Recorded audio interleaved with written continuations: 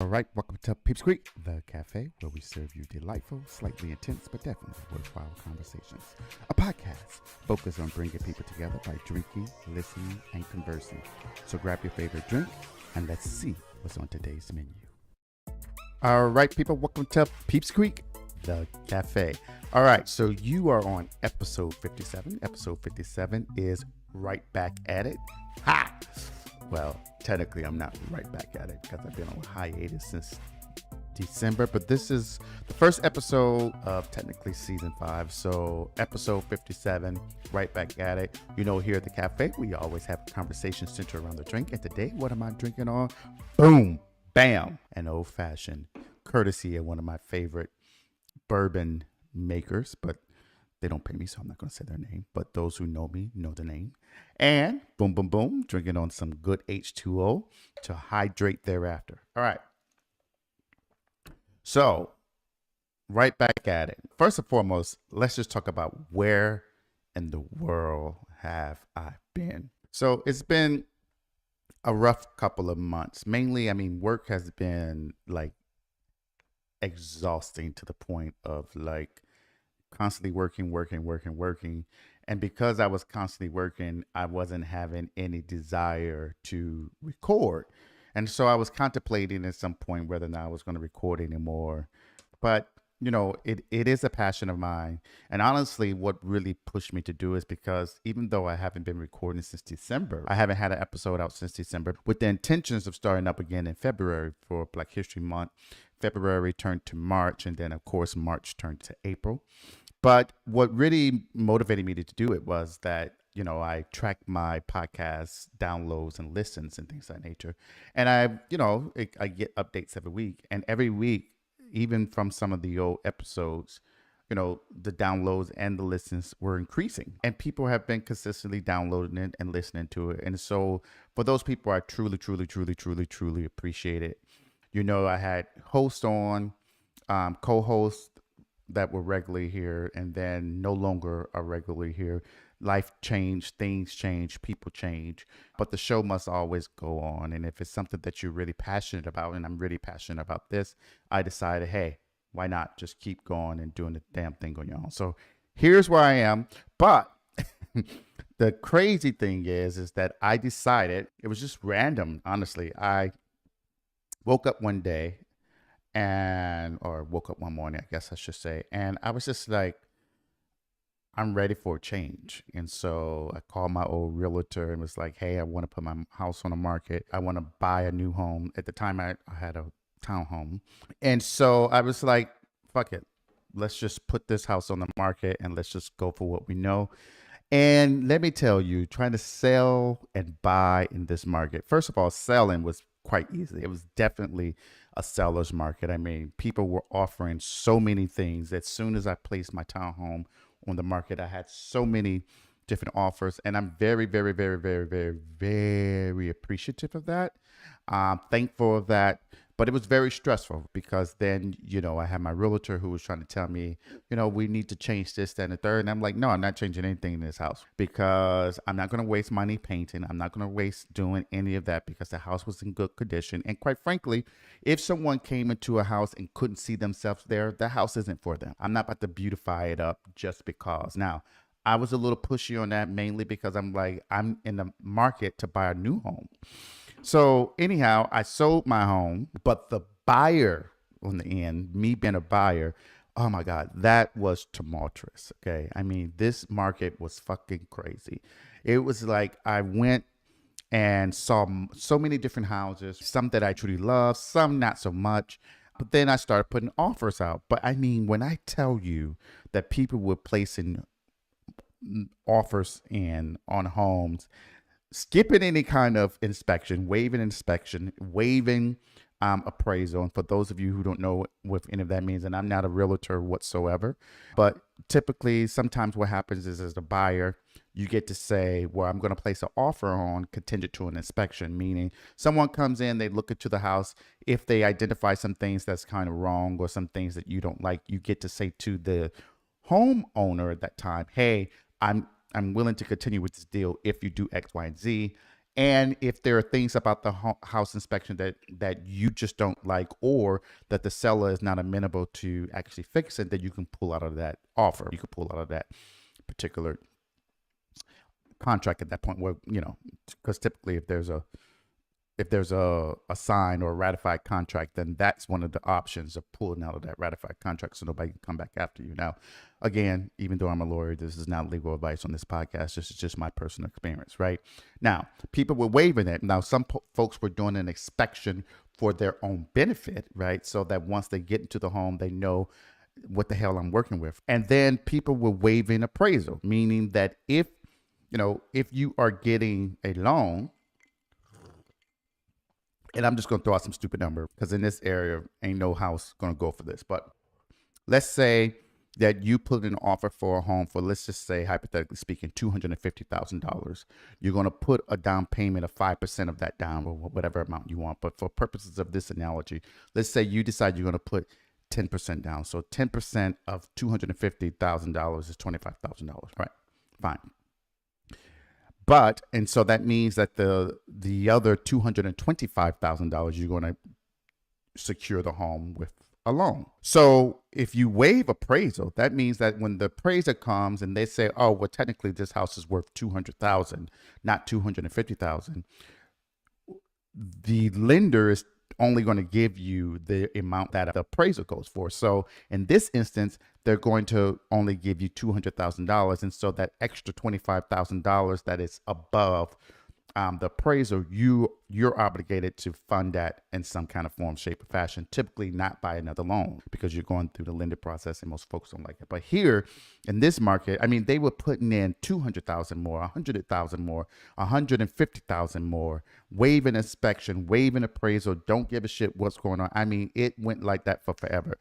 I was beat out of 3 different homes, and I put in my first home, I put in an extra $75,000 than what they were asking. Then the second home, I put in an extra $100,000 beat out. And I put in an extra $125,000 beat out. And so I finally found the home, but here's the kicker, right? So this is just a testament to how if it's something for you, it is meant for you, it's going to be for you. So the home that I ultimately bought, right, was the home that when I first started looking, was the home that I first saw and was like, oh my God, this is my dream home. The price of the home was already up there. And given my experience thus far, the few weeks that I was going out, well, actually it was like 2 weeks going out and looking, I was getting discouraged. I was like, there's absolutely no way this is going to work. It's already whatever amount. I only want to go a maximum this amount. I was already getting beat out left and right, and that shit was annoying the hell out of me. So this time I was kind of despondent, discouraged. And so I decided I'm going to go ahead and do it anyway. Let's just go get the offer in and see what happens. So my plan was place an offer in because the realtor indicated that the seller would look at the offer by the next day and make a determination whether or not I'm in a running or not. And so my plan was 9 times out of 10, I wasn't going to get this place. So let's plan on this offer so that it will only keep me obligated for a day. And then, 9 times out of 10, I had to go right back out and find somewhere else. Long story short, put my offer in, lo and behold, they accepted. And so that is why I am now, for those of you who are looking at the video, I am now in a new location. It may seem like it's similar because the wood paneling, but this is actually reclaimed wood. So if you were up close, you'll see a lot of the imperfections. I really wanted a spot that had some of that reclaimed wood because I'm a huge fan of tiny houses and they use a lot of the reclaimed wood. But anyhow, so I'm in a new spot, bar setup. I have a dedicated, I'm called in the studio because this is basically where I record. Everything is just in this room. I'm very thankful to be in here. And so, I decided I was going to move. Now, those of you who know me, I don't like asking people to do things for me. It's just something, just who I am. I've always been the type of person that I can handle my own business. I could do everything on my own. I'm usually the type of person that like to be there for other people, but don't like to ask for help. Now, maybe that's my stubbornness. I don't know, but whatever. Okay. So I decided to rent the largest U-Haul. They also have this option where you can select moving companies to come and help you. So I get the largest truck. I secure a moving company because it was just going to be me and the two movers because I didn't want to ask anyone. So I get the moving company. We are in connection with each other even the day before. And the name of the company is Godspeed. I don't know. They're in the Virginia area. Oh my God, worst company ever. I don't give a shit what they say. So unprofessional. So I contact them. We schedule it. The day before they were scheduled to be there because I told them they need to be there by 11 a.m. on Friday. Because also the problem with this truck is that this was the largest truck. This particular U-Haul facility, I only can have it for about 4 to 6 hours because another family was using it thereafter. And I had quite a bit of stuff. So, I needed this to be done expeditiously, but efficiently, and I didn't want to be rushed. So first of all, they communicate with me the day before. It's like, okay, so we're scheduled tomorrow at 11:30. I was wondering if we can reschedule for 12:30. What the fuck? No. Okay. If you are a company, you accept a job. Now, mind you, I talked to the person 2 to 3 days on the phone before, and I told them I have a certain time frame that needs to be honored. Let me know if you can do that.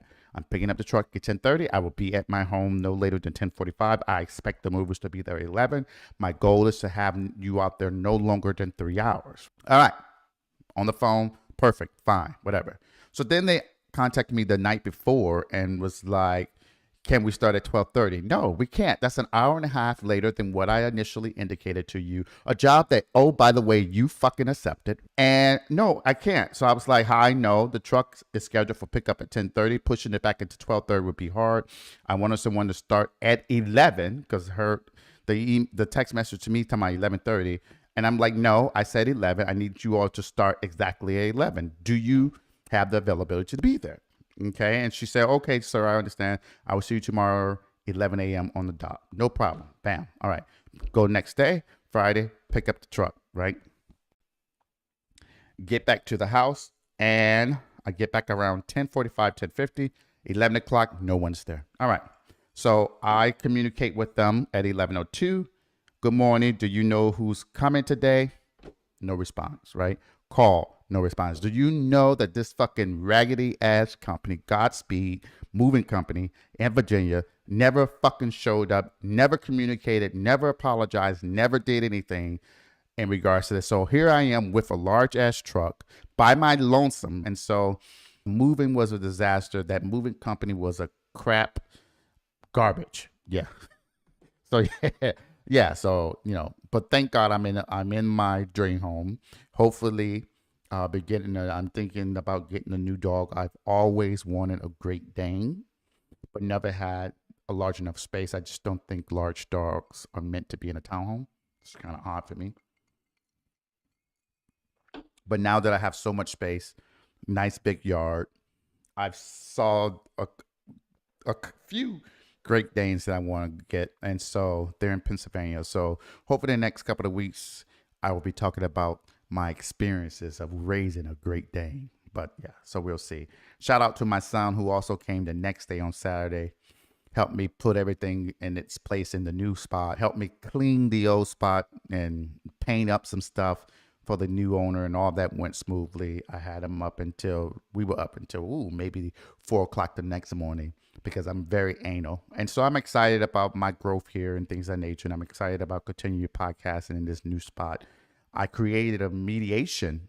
Oh God, I'm thinking about work. I created a meditation room and it's really nice. My son helped me set it up and get it together. And so I'm going to begin just sitting in my thoughts.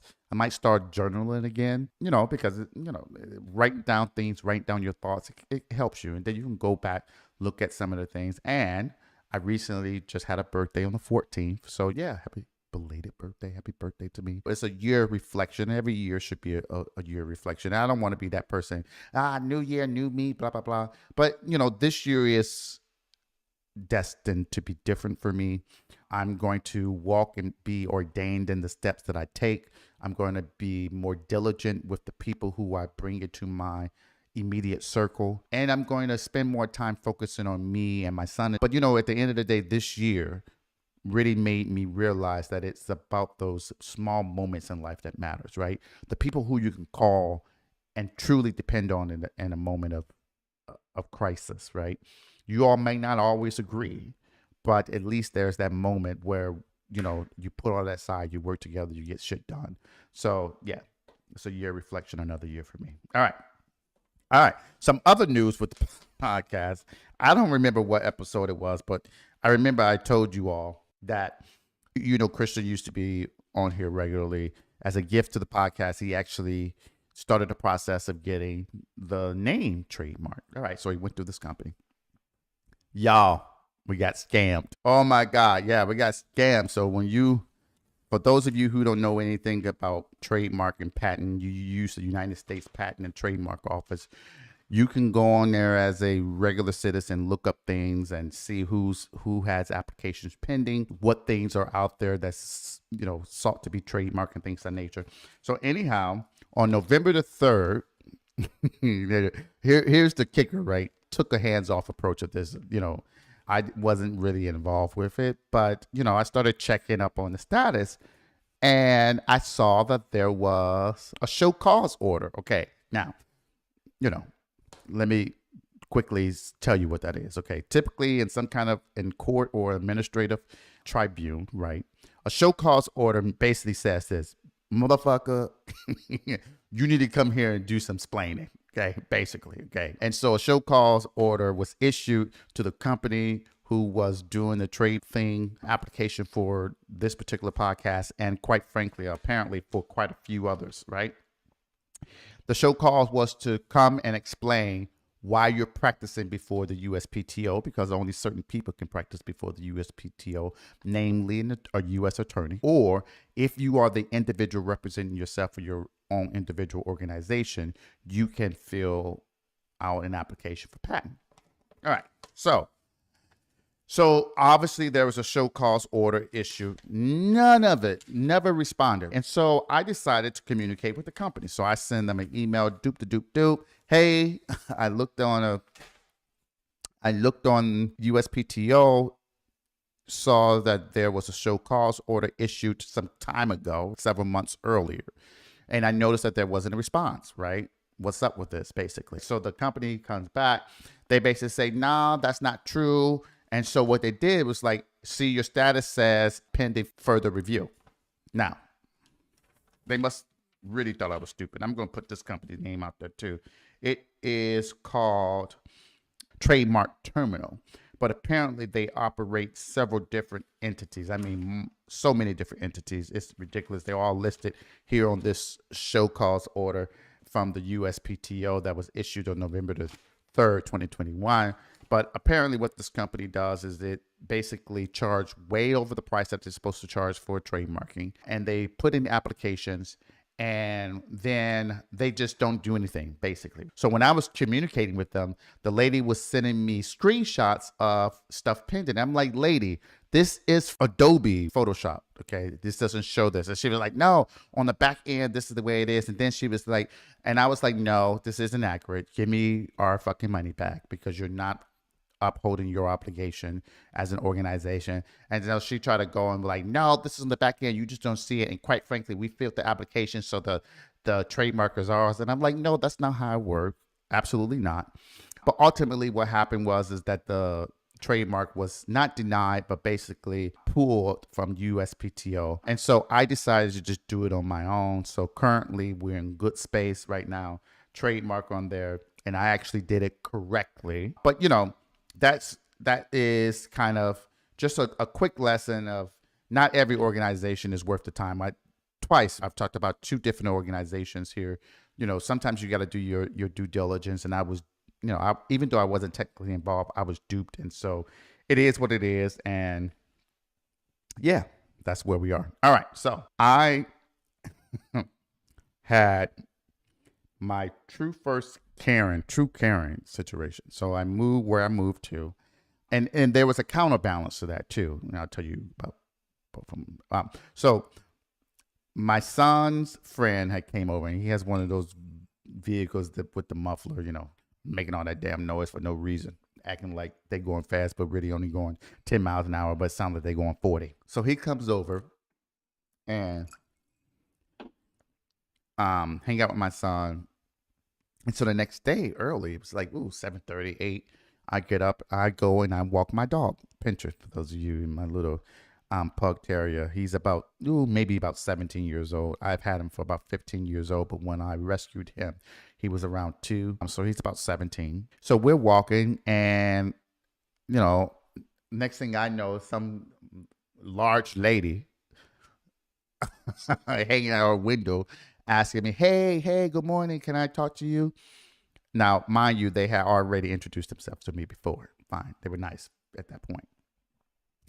And so I'm like, sure. I mean, first of all, it's early morning. I ain't even brushed my teeth yet. I just need to walk my dog lady. I need to come home, brush my teeth, wash my face, get my coffee together.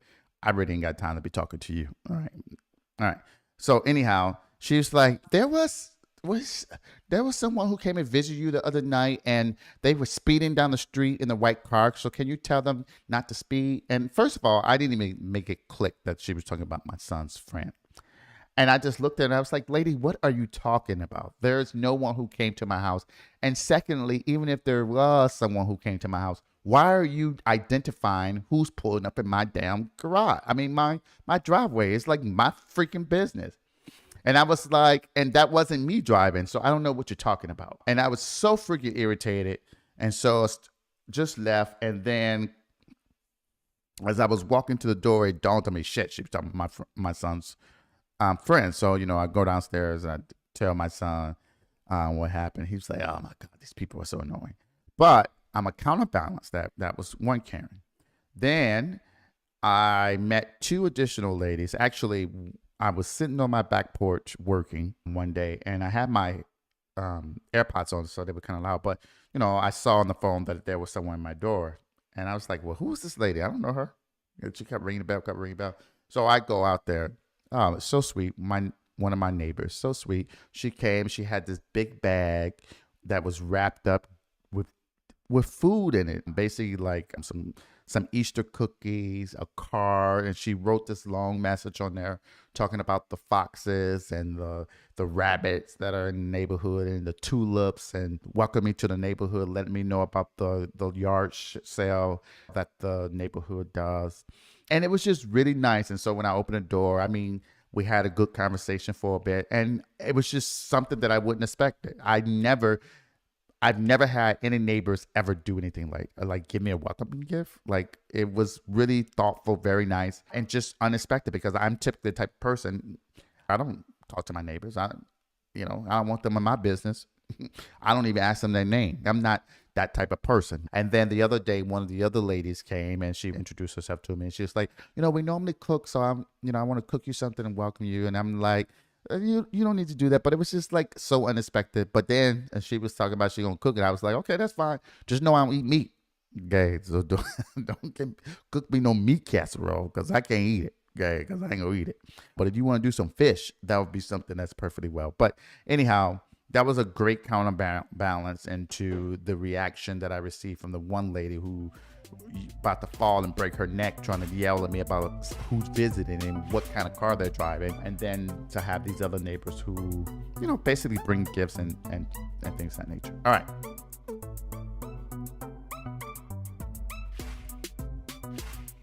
and so that's it about kind of what's been up. So we'll be back to doing our episodes. So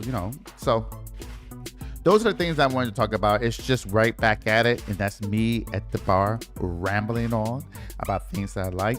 But yeah, so I appreciate those who stuck with me. But, here at Peeps Creek, the cafe, that we always have a great conversation centered around drinks. And so until next time, make sure that you continue to drink, listen, and converse. Peace